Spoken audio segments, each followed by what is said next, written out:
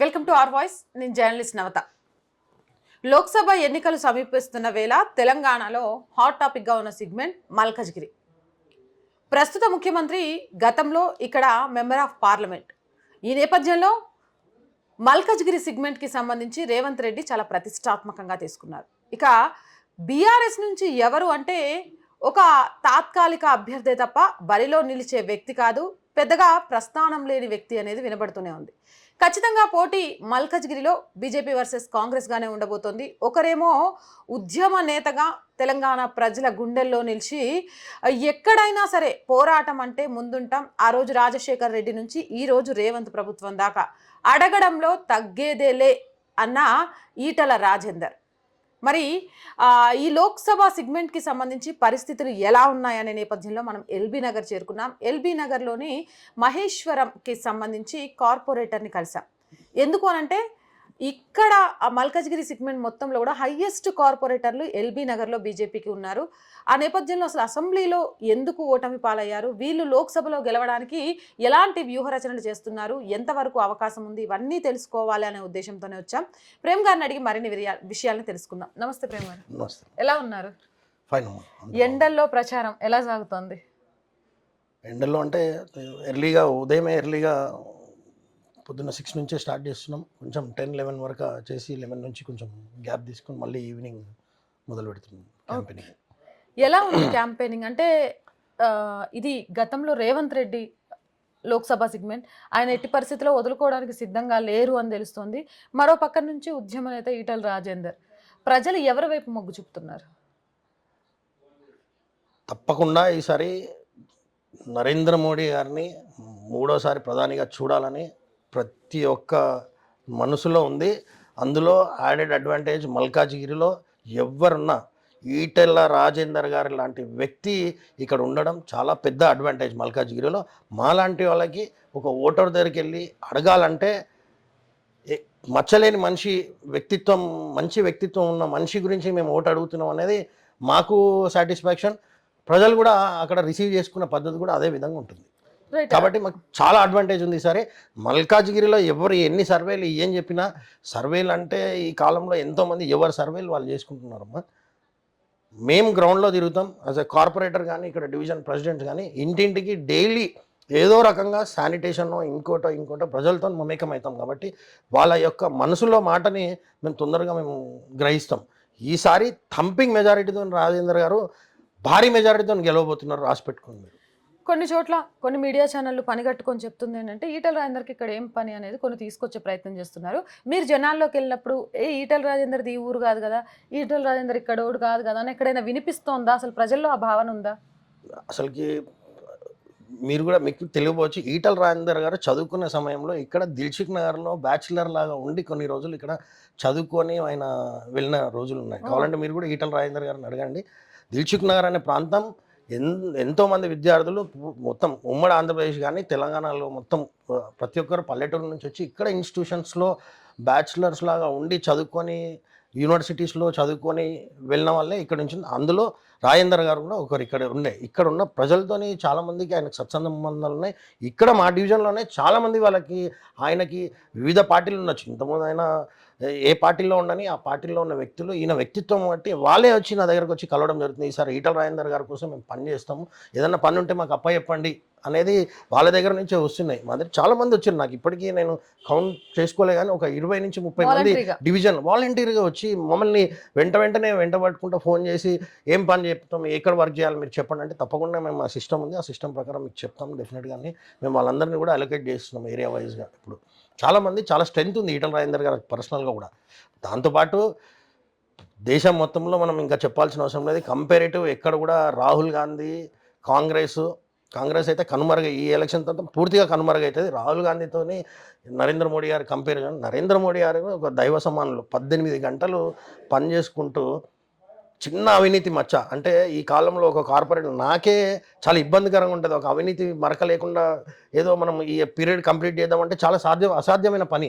అట్లాంటిది ఒక దేశాన్ని 40 మంది క్యాబినెట్ మినిస్టర్లు పెట్టుకొని ఇప్పటి వరకు మీరు చెప్పండి, ఇప్పటి వరకు ఈ ₹1 కోటి ఇక్కడ ఈ కరప్షన్ అయిందనే ఒక అలిగేషన్ ఒక అపోజిషన్ పార్టీ నుంచి ఎక్కడ నుంచి పార్లమెంట్లో కానీ ఇంకోటి కానీ వేగ్గా ఎవరో పిచ్చోళ్ళు ఏదో ఒకటి వేగ్గా మాట్లాడుంటారు కానీ ఆధారాలతో సహా ₹1,00,00,000 కరప్షన్ ఉంది, అవినీతి జరిగింది అనేది 10 సంవత్సరాల్లో ఒక్కటి చెప్తే నేనే రాజీనామా చేశాను కార్పొరేటర్కి. రైట్. ఇక్కడ మల్కజిగిరి సెగ్మెంట్కి సంబంధించి ఈటల రాజేందర్ని ఎదుర్కోవడం కోసం కాంగ్రెస్ బీఆర్ఎస్ కలిసాయి. ఎందుకు అనంటే సునీతా మహేందర్ రెడ్డి బీఆర్ఎస్ నుంచి కాంగ్రెస్లోకి వచ్చారు. ఇక్కడ కూడా గతంలో కాంగ్రెస్ లేదు, బీజేపీ వర్సెస్ బీఆర్ఎస్ అన్నట్టే ఉండేది ఇక్కడ. ఇప్పుడు బీఆర్ఎస్లో కూడా చాలా మంది కాంగ్రెస్లోకి వెళ్ళారు కాబట్టి అది ఓటును అటు ఇటు చేసే ప్రభావం చూపించే ఛాన్స్ ఉంది అని అసలు వీళ్ళు అంటే పార్టీ చేంజ్ అయ్యే వాళ్ళ గురించి ప్రజలు ఏమనుకుంటున్నారు? బేసిక్గా ఒకటి అర్థం చేసుకోమమ్మా, ఇక్కడ పార్టీలు అవే ఉంటాయి, దాంట్లో దాంట్లో ఉండే నాయకులే అక్కడి నుంచి ఇటు ఇక్కడి నుంచి ఇటు వాళ్ళ స్వలాభం కోసం పార్టీలో ఒక ఐడియాలజీలను కూడా ఖరాబ్ చేస్తున్నారు. ఇక్కడ కాంగ్రెస్లో ఉన్నవాడు టీఆర్ఎస్లో ఉంటాడు, టీఆర్ఎస్లో ఉన్నవాడు తెలుగుదేశం అంటాడు. రేపు అసలుకి వాళ్ళు కండువాలు మార్చుకునే పరిస్థితికి ప్రజలు కన్ఫ్యూజ్ అవుతున్నారు. అరే నిన్న కాంగ్రెస్లో ఉండే ఈరోజు టీఆర్ఎస్ కండువా ఉంది, నిన్న టీఆర్ఎస్ కండువా ఉండే ఈరోజు కాంగ్రెస్ కండువా ఉంది. కన్ఫ్యూజన్లో ప్రజలు ఉన్నారు. ఈ మహేందర్ రెడ్డి అదే కోవకు చెందుతారు. అదే మహేందర్ రెడ్డి తెలుగుదేశం నుంచి టీఆర్ఎస్ నుంచి ఇప్పుడు కాంగ్రెస్. ఇదే రంజిత్ రెడ్డి లాస్ట్ టైము టీఆర్ఎస్తో గెలిచి ఇప్పుడు కాంగ్రెస్. ఎవరు నమ్మరమ్మా ఇప్పుడు? సమస్యనే లేదు. ఈ పార్టీలు మారే వాళ్ళని ఒక ఎక్స్టెంట్ వరకే చూసిరు. ఈ ఎక్స్టెంట్ తర్వాత ప్రజలు చాలా అర్థం చేసుకున్నారు. గతంలో ఎన్నికల్లో డబ్బు ప్రభావం చాలా ఉండేది ఇక్కడ. ఆ డబ్బు ప్రభావంలో మేము ఎల్బీ నగర్లో కొద్ది తేడాతోనే ఆ డబ్బు ప్రభావం వల్లనే మేము ఓటమి చెందామని మేము భావిస్తున్నాం. కార్యకర్తల కష్టంలో కానీ ప్రజలు సహకరించడంలో కానీ ఎటువంటి లోపం లేకుండే ఆ డబ్బు ప్రభావం వల్ల కొద్ది తేడాతో ఓడిపోయాం. కంపల్సరీ ఎల్బీ నగర్ అనేది రాజేందర్ గారికి ఈసారి భారీ మెజారిటీ ఇస్తుందని మేము మా ఇంటర్నల్ అనాలిసిస్లో మా జిల్లా అధ్యక్షుడు కానీ మా ఎల్బీ నగర్ సామారంగారెడ్డి గారు కానీ మేము 10 మంది కార్పొరేటర్లు కూర్చున్నప్పుడు ఇదే 1,00,000 మెజారిటీ ఇవ్వాలనే ఆలోచన మాకు గట్టిగా సంకల్పం తీసుకొని ముందుకెళ్తున్నాం ఈసారి. ఇప్పుడు మీరు చెప్పినట్టు డబ్బు ప్రభావం అంటే middle class above middle class వాళ్ళలో మోదీ హవా ఉన్నప్పటికీ కొంత బిలో మిడిల్ క్లాస్ ఉన్న వాళ్ళకి పైసా ప్రభావం అనేది ఎంతో కొంత చూపుతుంది. ఎందుకంటే వాళ్ళ అవసరాలు అక్కడ వేరే ఏమీ లేకపోయినా కూడా.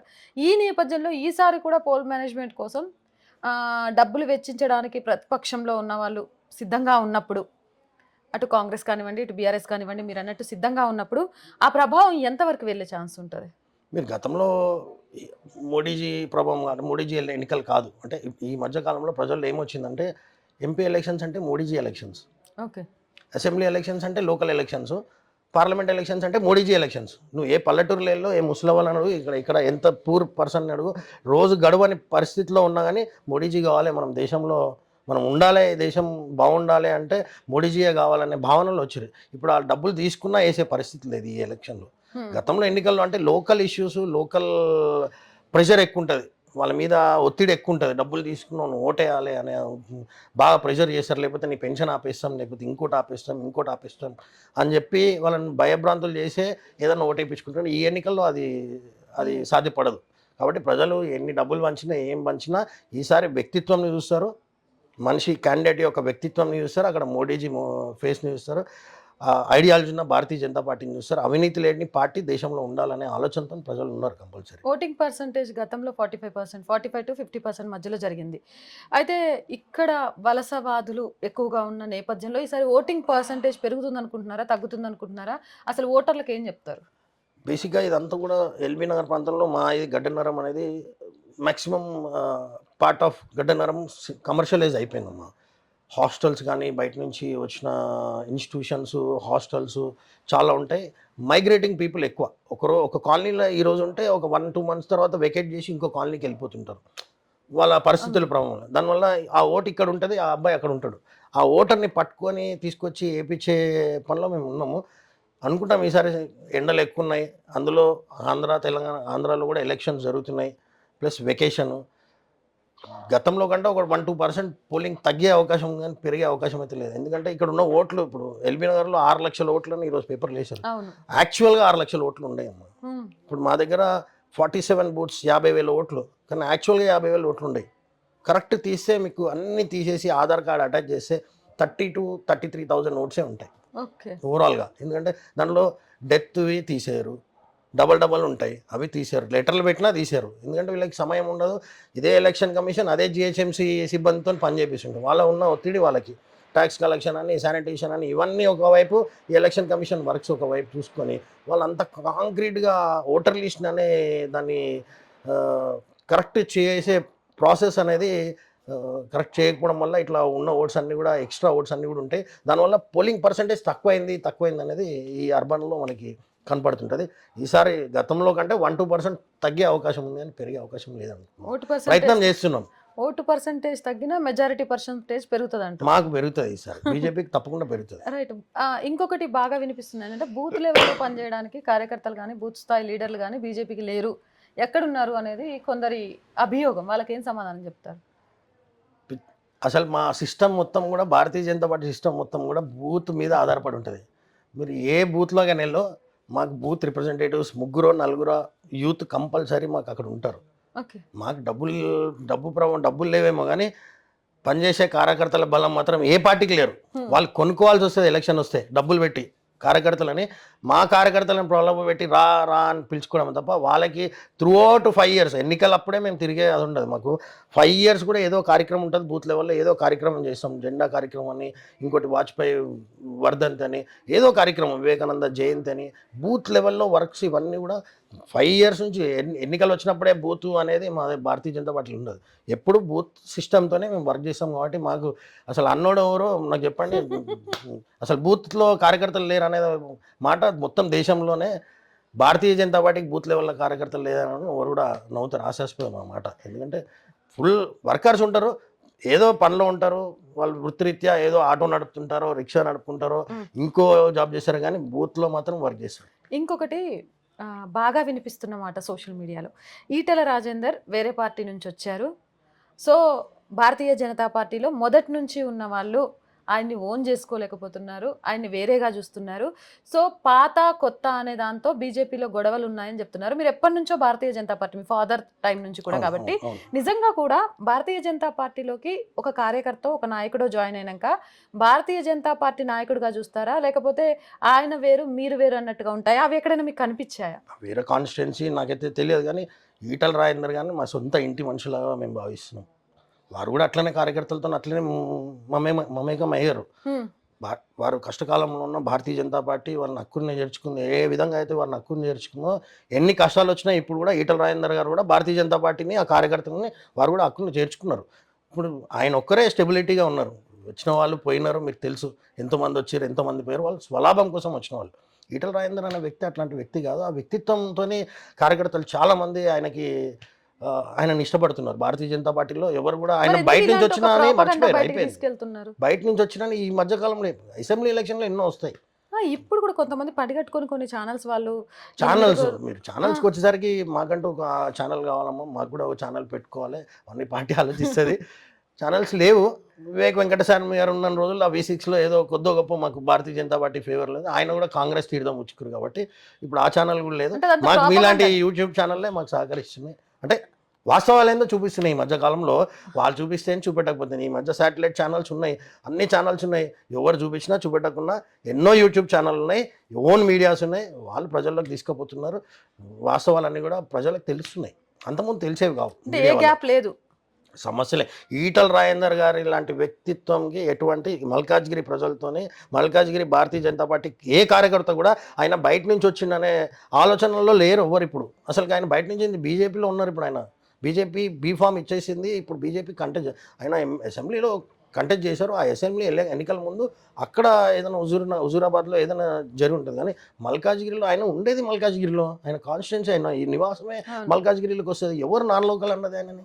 ఓకే. ఆయన చదువుకుండి ఇక్కడ దిల్సుఖ్ నగర్లో ఇక్కడ రూమ్లో ఉండి చదువుకున్నాడు. మీరు అడగండి ఎప్పుడన్నా. ఆయన మొన్న వెళ్ళినప్పుడు చెప్పారు, నాకు ప్రత్యేకంగా దిల్సుఖ్ నగర్ అని ప్రతి మీటింగ్లో కూడా దిల్సుఖ్ నగర్ బాంబ్ బ్లాస్ట్ కానీ ఆయన ప్రస్తావిస్తారు. ఓకే. మోడీ గారి గురించి గొప్పగా చెప్తూ దిల్సుఖ్ నగర్లో అప్పుడు ఒకప్పుడు ఉన్న సిచ్యువేషన్ ఏంటి ఇప్పుడేంటి అనేది ఆయన ప్రస్తావిస్తూ ఎప్పుడు చెప్తూ ఉంటారు. ఫైనల్గా మా ఛానల్ చూస్తున్న ప్రేక్షకులకు ఎన్నికలకు ముందు మీరు ఏం చెప్పాలి అనుకుంటున్నారు? గత 10 సంవత్సరాల నుంచి ప్రజలు ఒకటే ఆలోచించాలి. తాత్కాలికంగా ఎన్నో హామీలు, పిచ్చి హామీలు, ఇప్పుడు కాంగ్రెస్ ఇచ్చిన హామీలు చూస్తే ఇప్పుడు 100 రోజులు అయిపోయింది. ప్రజలు యాజ్ అ కార్పొరేటర్ నా దగ్గరికి వస్తారు, రేషన్ కార్డు లేదు, పెన్షన్ లేదు, ఇంకోటి లేదు, వితంతు పెన్షన్ లేదని. 100 రోజులు అయిపోయింది, ఎన్నికలు వచ్చినాయి, తర్వాత మళ్ళీ సర్పంచ్ ఎలక్షన్. ఇట్లనే ఎన్నికల పేరు మీద కాలం గడుపుకుంటూ, కోడ్ పేరు మీద కాలం గడుపుకుంటూ ఇచ్చిన హామీలను మర్చి కాంగ్రెస్ 60 సంవత్సరాలు మనం పాలించింది. మళ్ళీ ఏదో పొరపాటు జరిగి మనం నమ్మి కాంగ్రెస్కి మనం కట్టబెట్టడం జరిగింది. కానీ ఈసారి దయచేసి ప్రజలందరికీ కూడా విజ్ఞప్తి ఏంటంటే, నరేంద్ర మోడీ గారు 10 సంవత్సరాల నుంచి ఎన్ని గొప్ప కార్యక్రమాలు చేపట్టారో మనకి ప్రత్యేకంగా చెప్పాల్సిన అవసరం లేదు. ఒక్క అవినీతి మచ్చ లేకుండా 10 సంవత్సరాలు పరిపాలించడం, ఒక దేశంని, ఇంత పెద్ద పాపులేషన్ ఉన్న దేశంని 10 సంవత్సరాలు పరిపాలించడం ఒక అవినీతి మచ్చ లేకుండా అనేది అది అసాధ్యమైన పనిని సుసాధ్యం చేసిన వ్యక్తి నరేంద్ర మోడీ గారు. ఆయన నాయకత్వం మళ్ళీ ఆయన ప్రధానమంత్రి కావాలి. ఇక్కడ మల్కాజిగిరికి వచ్చేసరికి ఈటల రాజేందర్ గారి మీద ఒక్క అవినీతి మచ్చ ఇప్పటి వరకు రాలేదు. ఏదో కక్ష కట్టి ఏదో తప్పుడు కేసులు అక్కడి నుంచి పార్టీ నుంచి పక్కకు వచ్చిన తప్పుడు కేసులు పెట్టింది తప్ప ఆయన వ్యక్తిత్వాన్ని ఎవరు కూడా క్వశ్చన్ చేసే పరిస్థితి లేదు. ఆ పొజిషన్లో కూడా రాజశేఖర్ రెడ్డి లాంటి వాళ్ళు కూడా ఆయన వాగ్దాటితోని ఇప్పుడున్న సీఎం ఏం మాట్లాడుతున్నా మనం గమనిస్తున్నాము. ఎన్ని బూతులు మాట్లాడుతున్నా గమనిస్తున్నాం. గతంలో ఉన్న సీఎం ఎన్ని బూతులు మాట్లాడుతున్నా చూసినాం. అసెంబ్లీలో తెలంగాణ ఎడ్యుకేషన్లో ఆయన వాగ్దాటితోని ఒక్క వల్గర్ లాంగ్వేజ్ లేకుండా, ఒక్క అసభ్య పదాలు లేకుండా ఆయన వాదించిన తీరు మనకి రాబోయే కాలంలో అట్లాంటి నాయకత్వం కావాలని, నాయకత్వాన్ని మనం ఎంచుకుంటే మన జీవితాలు బాగుంటాయి, మన తెలంగాణ బాగుంటుంది, మన దేశం బాగుంటుంది అని చెప్పి ఈ సందర్భంగా రిక్వెస్ట్ చేస్తూ మీరు ఆలోచించండి. 1కి 2 సార్లు ఆలోచించండి. ఓటు వేసేటప్పుడు అక్కడ అభ్యర్థి ఎవరు, వాళ్ళ వ్యక్తిత్వం ఏంటి, ఆయన సమాజంలో ఆయన నడవడిక ఏంటి అనేది ఒక్కసారి ఆలోచించి మీరు ఓటేయాలి. ఈసారి భారతీయ జనతా పార్టీకి భారీ మెజారిటీతో మీరు గెలిపిస్తారని ఆశిస్తూ సెలవు తీసుకుంటున్నాను. Thank you sir. భారత్ మాతాకి జై. Thank you. మొత్తానికైతే చూస్తున్నాం, ఎల్బీ నగర్లో 1,00,000 మెజారిటీ తోటి ఈటల రాజేందర్ని గెలిపించుకునే బాధ్యత మా భుజస్కంధాల మీద ఉంది. ఇదంతా మా ఓవర్ కాన్ఫిడెన్స్ కాదు, ప్రజల్లోకి మేము వెళ్ళిన తర్వాత ప్రజాభిమానం చూసిన తర్వాత కాన్ఫిడెంట్గా చెప్తున్న అంశం అని చెప్తున్నారు. ఇక్కడ ఈటల రాజేందర్ ఒక ఉద్యమ బిడ్డగా, బీజేపీ నేతగా ప్రజల హృదయాలను ఎప్పుడో గెలుచుకున్నాడు, పార్టీ హృదయాన్ని కూడా గెలుచుకున్నారు. ఇక ఎంత వీలైతే అంత ఎక్కువ మెజారిటీతో గెలిపించుకోవడం తప్ప వేరే ఆప్షన్ అనేది లేదు. అలాంటి ప్రాపగండా చేయాలని ప్రయత్నం చేసే వాళ్ళకు కూడా ఇంటర్వ్యూతో నేను చెక్ పెడుతున్నాను అనే విషయం ప్రేమ్ గారు చాలా క్లియర్గా ఎక్స్క్లూజివ్గా మన ఛానల్తో షేర్ చేసుకున్నారు. చూద్దాం, మొత్తం నియోజకవర్గ సిగ్మెంట్లలో తిరిగి మిగిలిన నేతలతో కూడా మాట్లాడదాం ఎలా ఉంది ఏంటి అనేది. ఏదేమైనా కానీ ఈరోజు తెలంగాణ రాష్ట్రం మొత్తం కూడా మల్కాజ్గిరి సిగ్మెంట్ వైపు చూస్తోంది. గెలుపు ఎవరిది, ఎంత మెజారిటీతో గెలుస్తారు అనేది. మీరెవరు గెలుస్తారు అనుకుంటున్నారు కింద కామెంట్ సెక్షన్లో పెట్టండి. అలాగే మల్కాజ్గిరికి సంబంధించి మన ఆర్ వాయిస్ ఛానల్లో ఒక పోల్ కూడా పెట్టాము, గెలవబోయే అభ్యర్థి ఎవరు అనేది. ఆ పోల్లో కూడా మీ ఓటు ద్వారా ఎవరు గెలుస్తారు అనేది ఓట్ చేయడం ద్వారా మనం కూడా మన ఆర్ వాయిస్ సర్వే రిపోర్ట్స్ని బయటకి ఇవ్వచ్చు. పోల్లో ఓట్ చేస్తారని ఆశిస్తున్నాం. Stay with us.